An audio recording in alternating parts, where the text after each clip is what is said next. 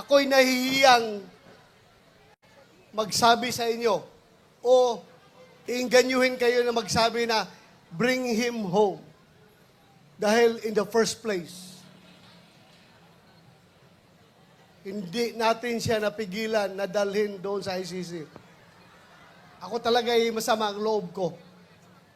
Mahiya ako sabihan kayo na bring him home. Na in the first place, hindi ko naman talaga siya napigilan na ibiyahe doon sa ICC. Kaya napakasama ang loob ko po. Nung nangyari yon, hindi ko alam kung anong naramdaman ko. Para bang ganito na tayo ngayon, ka-helpless. Sarili nating pulis ang magdadala ng ating dating presidente, piliting isakay sa eroplano para ibiyahe doon sa The Hague, Netherlands. On what basis? On what basis?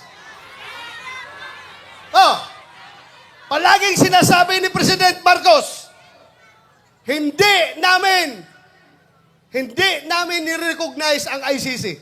Kasi hindi natin membro. Hindi kami nagko-cooperate sa ICC. Anong ginawang rason ni Pangulong Bongbong Marcos? Interpol! Bullshit! Interpol! Ako! Naging chief PNP ako!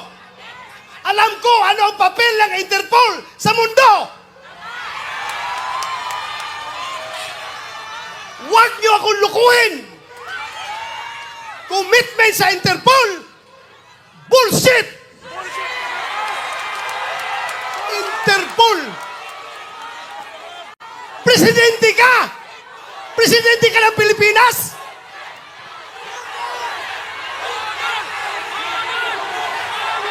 Presidente ka ng Pilipinas!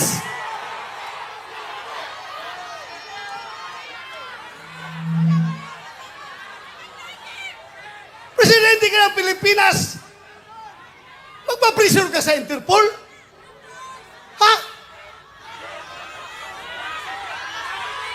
Pero lumalabas, mas gigil na gigil, mas atat na atat sila kaysa Interpol, kaysa ICC. Atat na atat sila na ibiyahe si Pangulong Duterte. Bakit? Di ba katungkulan na ating gobyerno ayon sa ating konstitusyon to protect, to serve and protect the Filipino people? Siniservisyohan niya? Yung mga dayuhan, hindi ang Filipino people.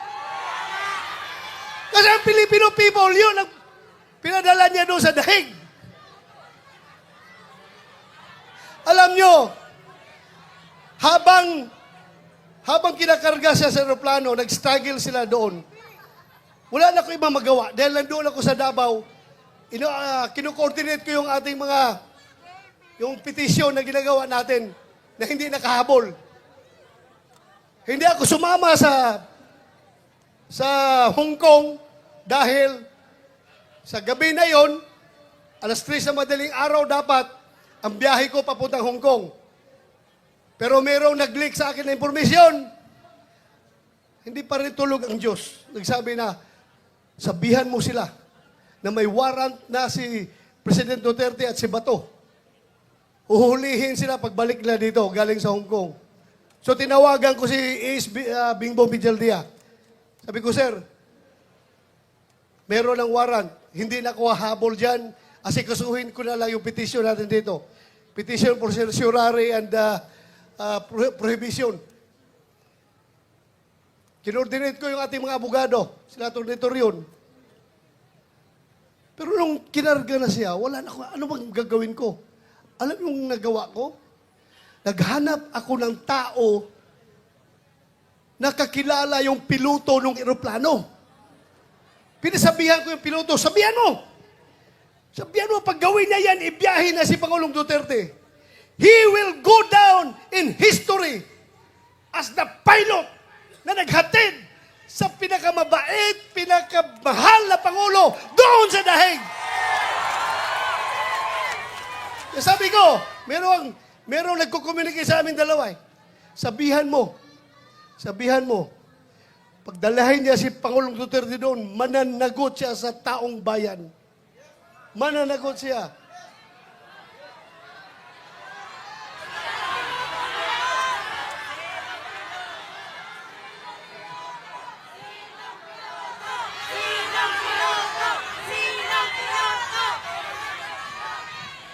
Alam niyo, ang nakakasama ng loob ko. Alam mo yung isang barangay kapitan? Sa barangay kapitan, maliit na barangay. Kausapin mo. Kap, anong tingin mo dito? Tama ba ito? Hindi. Sabi ng kapitan sa'yo, Sir, ikaw naman, sir. Pareho tayong lalaki. Hindi pwede yan, sir. Hindi talaga. So may isang salita. Pero may nakausap ako isang presidente. 2 bisis ha. Unang bisis. Doon sa Bukidnon. Kasi nung 2022 election, kung hindi si Inday Sara makasama sa kanilang rally, kasi mayroong ibang commitment, ako ang nagpo-proxy kay Inday Sara. Kasama kami na sa stage. Siyang kandidato ng presidente, ako ang nag-represent kay Inday Sara. Nag-uusap kami doon sa Bukidnon. Alam mo, sabi sa akin, hindi siya papayag na makialam ang ICC sa ating bansa. Hindi pa siya presidente noon. Hindi ba presidente? Pangalawang bisis, presidente na siya. Doon sa Malacanang, inibitahan niya kami. Tinanong ko siya, ano ba itong stand niyo, Mr. President? Pabago-bago. Iba yung sinasabi mo, tapos yung mga tao mo, iba ang sinasabi. Ano ba talaga? Mabuti yung lalaki sa lalaki, sir. Sabi ko, lalaki sa lalaki, sir. Prangkahin mo ako. Para I know what to do. Please, prangkahin mo ako. Sabi niya sa akin, alam mo ba to? Kahit gabuhok mo, kahit wala akong buhok ha, kahit gabuhok mo or buhok ni President Duterte, hindi mahahawakan ng ICC. Hindi ako papayag na papasok ang ICC dito. Alam mo, dagdag niya. Kasi, kung papayagan ko yan, alam nyo, kung papayagan ko yan, after ninyo, mga Duterte, ikaw, after sa investigasyon ninyo, baka kami na naman ang isusunod ng ICC. So, naniwala ako. Pero bakit ngayon, yung nagkahiwalay ang unit team, bakit biglang nagbago? Bakit biglang nagbago? Halata na itong lahat, ang ugat nitong lahat, ay kasakiman sa poder ng gobyerno. Ayaw nila na papalit si Vice President Inday Sara sa 2028 para maging presidente. Sinimulan nila yan sa People's Initiative. Doon nagsimula. Nagka-litsi-litsi ng Pilipinas. Ngayon, anong nangyari? Saan pupunta ang Pilipinas nito? Wala. We are very much divided. Mabuti sana kung ang division ay 50-50. Hindi ako statistician, pero alam ko, ang division ay nasa 80-20. 80 tayo, 20 lang sila. Pero, yung 20 na yan, sila may hawak ng poder ng gobyerno. Kaya tayong 80, kahit tayo ang majority, tahimik lang ang mga tao dahil nagtitimpi lang ang mga tao. Nagtitimpi lang ang mga tao. Anywhere I go, Luzon, Visayas, Mindanao, magsabi lang tao sa akin, Sir, sabihan mo yung kasama mo sa Team Suka. Sige lang, sir. Tiis lang kayo. Basta kami, sir, alam namin what to do. Alam namin, sir. Basta kami, makita na lang natin sa balota kapag kami bumoto. Magugulat na lang kayo kung anong magiging resulta. Ako na may naniniwala. Dahil hindi man ako nakiusap sa kanila. Hindi ako nakiusap sa kanila. Sila kusang loob na lumapit sa akin.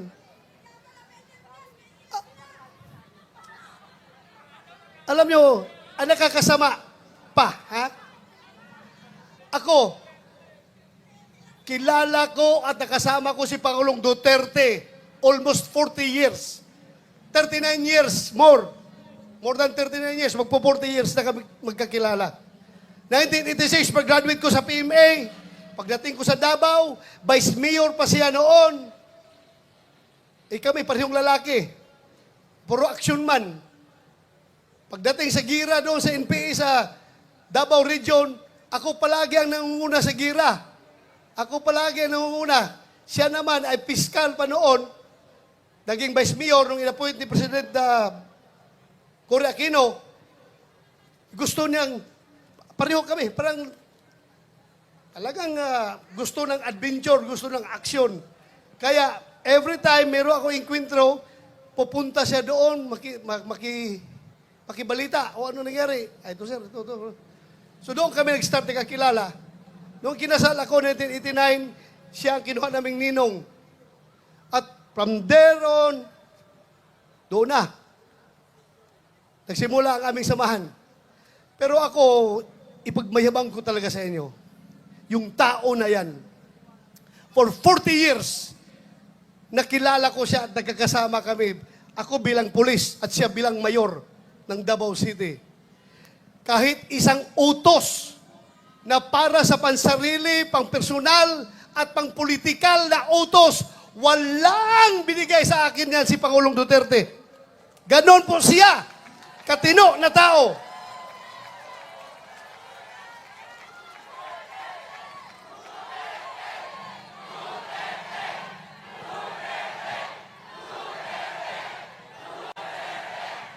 Kaya mga kaibigan, pagdating ng araw, ako ayaw ko sana kayo isama sa problema ko. Ayaw ko idamay kayo. Pero pagdating ng araw, nalalabas yung warrant of arrest ko, huhulihin ako ng PNP. Ito lang masasabi ko sa inyo. Ito lang masasabi ko sa inyo. Lahat ng ginagawa nila ay illegal. Kasi yung warrant of arrest na kanilang siniserve sa atin, hindi yan nagagaling sa competent authority. Hindi yan nagagaling sa local natin. Hindi yan ni-recognize natin dahil hindi tayo under sa kanila. Kaya dapat magkakaisa tayo. Hindi ko kayo dinadamay ha, pero pinapaalam ko lang sa inyo. Any time of the day, baka ngayon, pagbaba ko sa entablado, nandyan na, nakabang na sila, arestuhin na ako. Bahala kayo. Sige.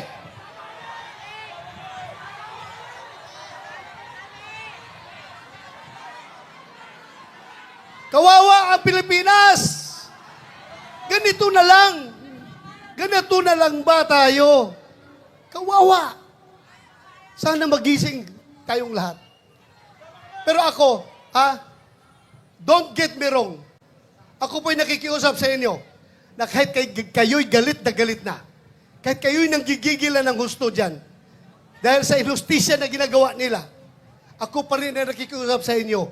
I am appealing for your sobriety. Sana kalma lang tayo. Huwag tayo gumawa ng dahas.